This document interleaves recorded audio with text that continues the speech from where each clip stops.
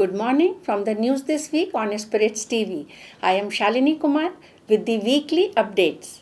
News this week is the fastest and easiest way to know what is happening in India and the world in the fields of alcoholic beverages and hospitality. Before I present detailed news, here are some major headlines of the week.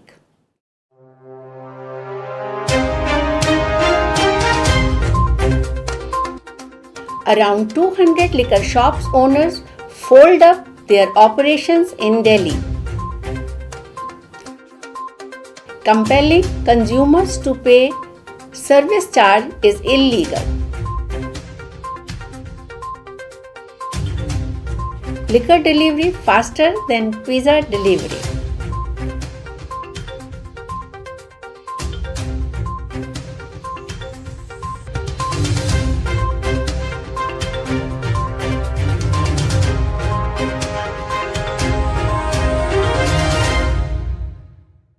Now, here are news stories in detail.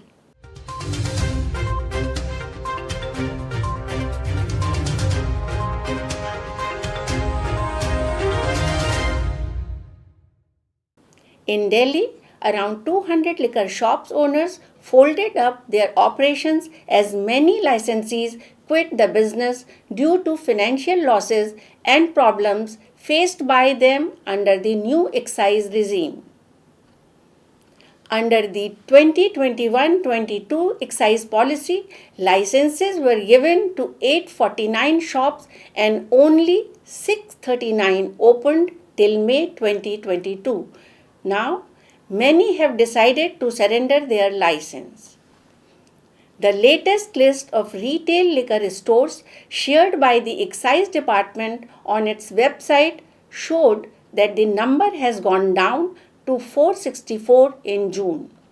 The Excise Policy 2021-22 that ended on May 31st was extended by 2 months by the Delhi government's Excise Department, offering the retail licensees a chance to renew their license fees on the pro rata basis for the extra period. Puducherry will have additional distilleries after 2 decades.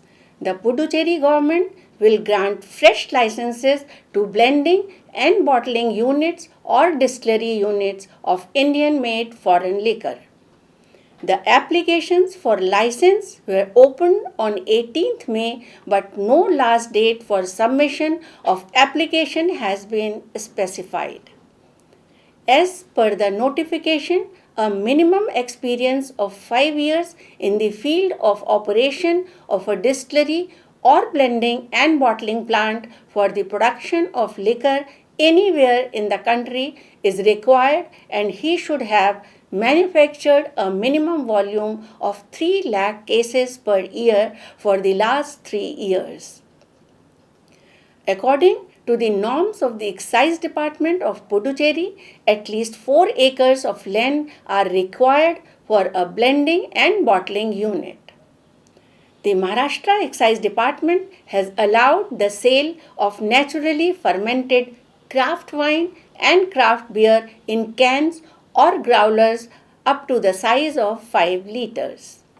Notification in this regard underlines that beer, mead, wine and craft wine may be obtained directly from a microbrewery or restaurant brewery or craft winery only in the packaged form of not less than 5 liters after payment of excise duty under valid transport pass.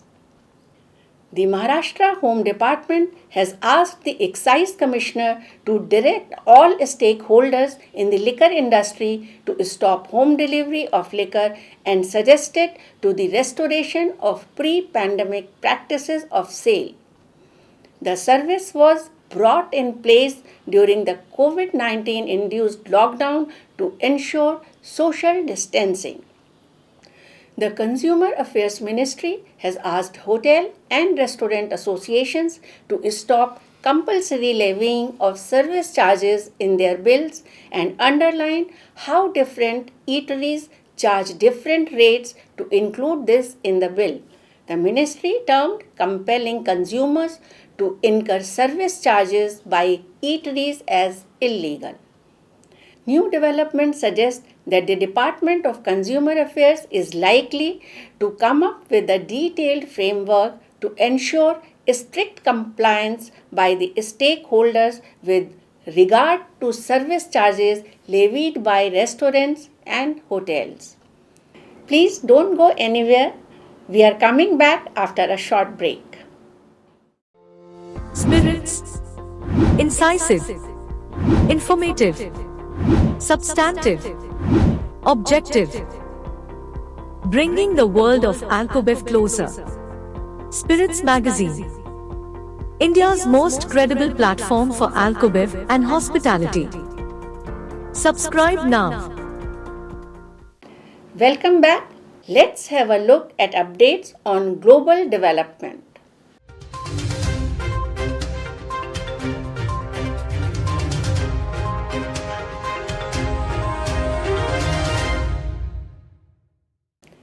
India and the European Union are set to deliberate on negotiations for a free trade agreement on June 17.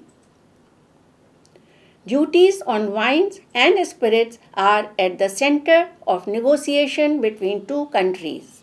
However, India is not averse to reducing the same, as it has already executed a mechanism with Australia and is working with the UK on Scotch. In return, India is expecting to get bigger access to Europe's market for its textiles, leather, and services. Agreements with the UK, Canada, and the EU are seen to be high on the priority list after New Delhi signed treaties with the UAE and Australia earlier this year. India and the EU had launched talks for a free trade agreement almost 15 years ago, but the negotiations stalled around 2013. Commerce and Industry Minister Piyush Goyal will formally launch the talks in Brussels on 17th June. A leading Indian economic think tank, Indian Council for Research on International Economic Relations, has said in a report that India cannot sign trade agreements with its key export markets without reducing tariffs for alcoholic beverages and must offer phased tariff liberalization in high growth areas like wine to gain market access for its exporters.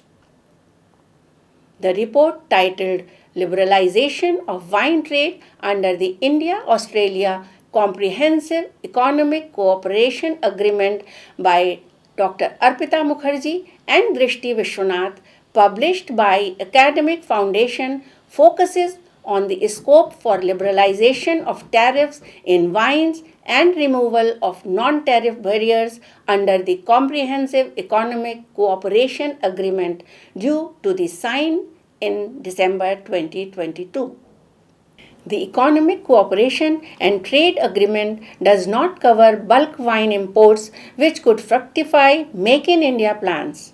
Dr. Arpita Mukherji said that with the Australian partnerships, Made in India wines can gain popularity and Indian consumers will have access to a wide variety of products.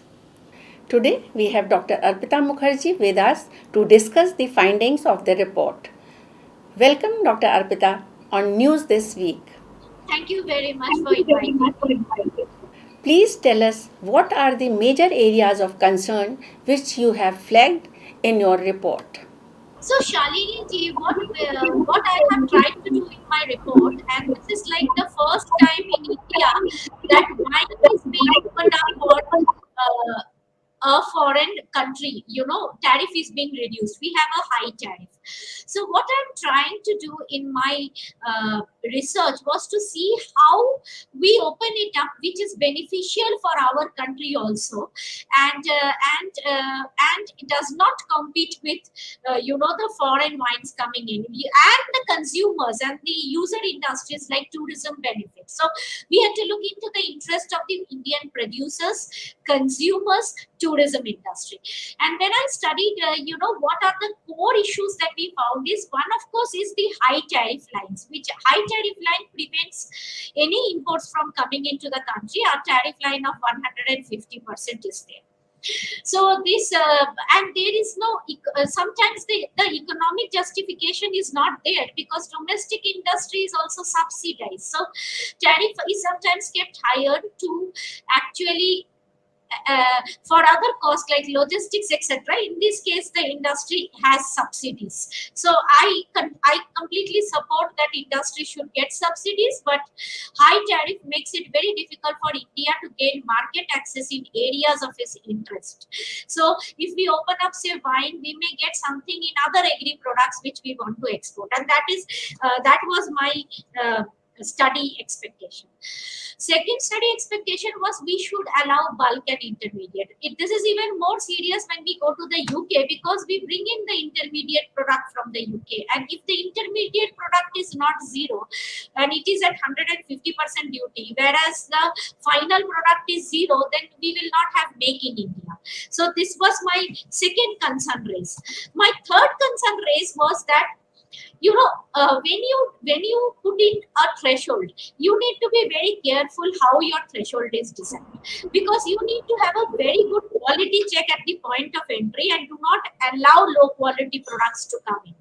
And if you put in a threshold, this threshold should not be such that the consumers, middle income consumers who are consuming middle range product, is paying a high price than the high end product. So high end product prices are reducing and middle range product prices are not reducing. So this is, you have to look into the point of view of the user industry, especially in case of a product like wine, which does not have a market in India as such. We are trying to develop a market for the product. So even before the market is developed and test marketing happens, post which the investment happens in the country, if we stop the product at the test marketing stage, investment is not going to happen. That is my real concern. And I think that if we allow test marketing and the product to be visible, there is a huge scope for India to get investment in this sector. What concessions should Government of India offer for better business prospects for bulk import of wines from Australia?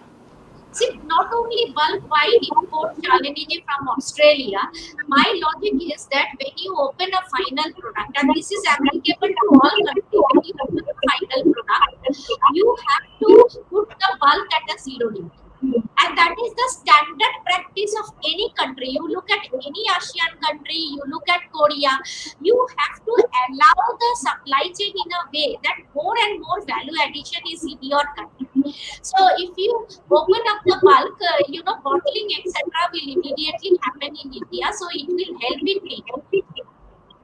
So what I am saying is that for the bulk, make it a zero duty. Make it a zero duty, keep it AIDC for the time being, but when they start investing in India, because it is agriculture infrastructure development cess, if a company is willing to invest in agriculture infrastructure and development, do not take that cess from the company. What could be the common meeting ground for reaching on consensus on the unresolved issues for both the countries? See, I don't think there is an unresolved issues there. If you there is nobody in India and nobody in Australia who is saying that we don't want to reduce tariff in wine. So there is no unresolved issue in terms of bulk imports. Okay, there is also no unresolved issue in terms of final product import. The tariff has to go down. The unresolved issue is only with respect to the threshold level. And the threshold level is based. The Australian sides are unhappy that the threshold, according to them, is too high. The Indian side is very happy because they think that the threshold is been designed in a way that only 2% of the wine can come in. This is the view of the Indian manufacturer. Indian user industry is not happy. So now the point is like this, that there are different stakeholders with different level of happiness and different justification for different level of happiness. Now, if the government has to discuss the threshold, which I think they have to at some point in time, then they need to, then the industry which has proposed the threshold has to also give a justification for the same, and that has to be made available in the public domain. So when the justification and research for coming to a particular threshold is made available in the public domain, then it will not be something like one person came and lobbied and put a threshold. So what we try to do is we try to talk to different companies, map the products in India, and created a threshold which is not very high, but where the middle income Indian consumers who are getting into wine gets the benefit of the tariff reduction, because we also think from the point of view of the consumers, the hotel industry. So that's how we determined our threshold, and the threshold that we gave was also which is lower than the current threshold, but we did propose a threshold because we did not think a big bang opening up the Indian industry may need some kind of a protection. So we did propose two things. One is a subsidy. One is also a threshold, so that very low quality wine doesn't come in. We also proposed an anti-competitive practice, so that if you find something, basically what happens is that if there is after the tariff reduction, if there is an overflow, there are countervailing duties and other things that can stop the inflow. So there are trade remedial measures. It is called a trade remedial measures, which we also proposed, that in case there is overflow of import, you can actually look into countervailing duty, trade remedial measures. They are well defined and are there. But we don't see the Indian market as a market where there will be overflow in the next 4 to 5 years, because consumers have to start gradually to change their drinking habits. And what we proposed in our report, which is most important and probably shared with you, is we proposed a 3-scenario tariff reduction framework. In none of the tariff reduction framework, tariff reduction is big bang, like 150 to 0 in 2 years or 3 years. It is all a long-term 5, 7, 10 years framework. And every year, if you reduce tariff little by little, like 10%, it doesn't make a difference. And that's what we actually proposed. We proposed a phased tariff reduction. Thanks, Dr. Arpita Mukherji, for your valuable insights on the Comprehensive Economic Cooperation Agreement. Economically stressed, Sri Lanka has hiked tariffs on a wide range of products, including wine and cheese, to discourage imports and preserve foreign currency reserves. Sri Lanka has been witnessing the worst economic crisis since independence. The country has scrapped licensing for some 369 items and replaced it with sharply higher taxes. Boozy, the Hyderabad-based startup, set to launch digital liquor delivery service in Kolkata after receiving a nod from the West Bengal State Excise Department. Boozy is the flagship brand of Unvined Technologies Private Limited, which claims to be India's first 10-minute liquor delivery platform. Boozy will have a delivery aggregator by picking up liquor from the nearest shop and achieving the 10-minute delivery by use of innovative AI, which predicts consumer behavior on order patterns. Some good news for the investors. Indian alcobev companies are going the IPO way to grow and sustain their businesses. Let's have a look. Allied Blenders and Distillers Private Limited is set to file for a 2,000 crore rupees public offering later this month at a valuation of nearly 20,000 crore rupees. The company has appointed ICICI Securities, Axis Capital, Kotak Mahindra Capital and JM Financial to manage the public offer. As per the reports, the public offering will be a combination of a fresh fund raising by the company and an offer for sale by some of its promoters in a 50-50 ratio. It will use 1,000 crore rupees to retire part of its debt and some amount to expand its business, including the launch of some new brands. Sula Vineyards is planning the launch of 1,200 crore rupees to 1,400 crore rupees initial public offering. According to some reports, the wine producer has appointed IIFL, Kotak Mahindra Capital and CLSA as bankers and is expected to file its documents with the Securities and Exchange Board of India soon. The public offering is expected to include a fresh issue of shares and an offer for sale from existing investors. The existing investors include DSG Consumer Partners, Everstone Capital, Worley Invest and Sama Capital among others. We are slipping into a short break. Stay tuned. Spirits. Incisive. Informative. Substantive. Objective. Bringing the world of alcobev closer. Spirits Magazine. India's most credible platform for alcobev and hospitality. Subscribe now. There were some very interesting product launches in India recently, which give consumers a chance to try new beverages.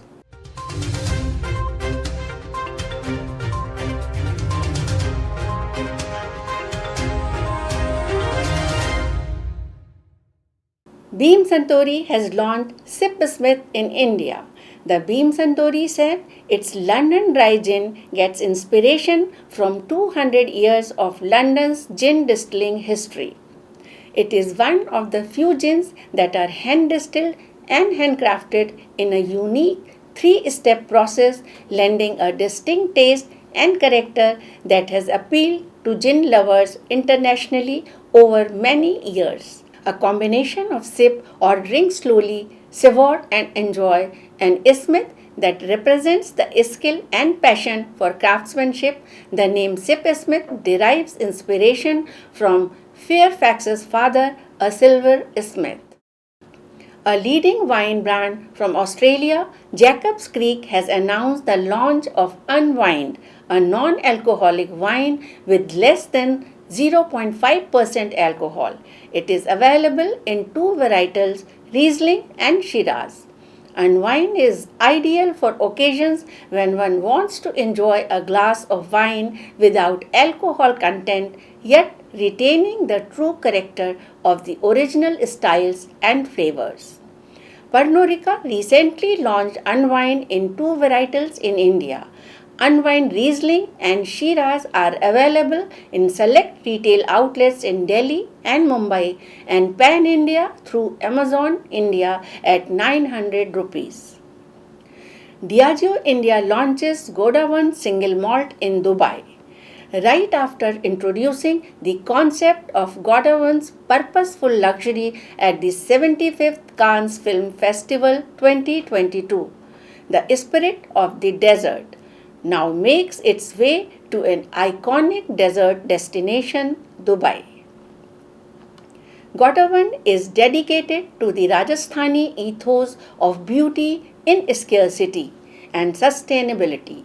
It pays homage to the spirit of Rajasthan's people who are known for their preservation and conservation skills and for crafting exceptional things of brilliance from whatever little nature provides them. A limited edition of the Royal Salute Platinum Jubilee Scotch whisky with 147 bottles has been released to mark the Queen's Platinum Jubilee. The Jubilee edition is inspired by 7 of the Queen's iconic brooches from her personal collection. The Scotch whisky is bottled at 50.8% ABV.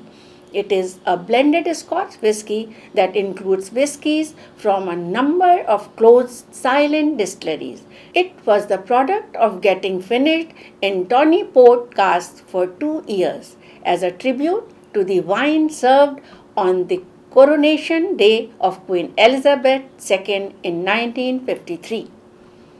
Pernod Ricard owned the Royal Salute Platinum Jubilee edition is available for purchase with selected specialist retailers for $20,000. I know everyone is very excited to know the result of Spiritz Selection 2022 as we are too. But due to some unavoidable circumstances, the Spiritz Selection 2022 award ceremony has been rescheduled for 16th July. Be ready for many surprises on 16th July when results will be announced in a gala ceremony at the Leela Ambience Hotel in Gurugram.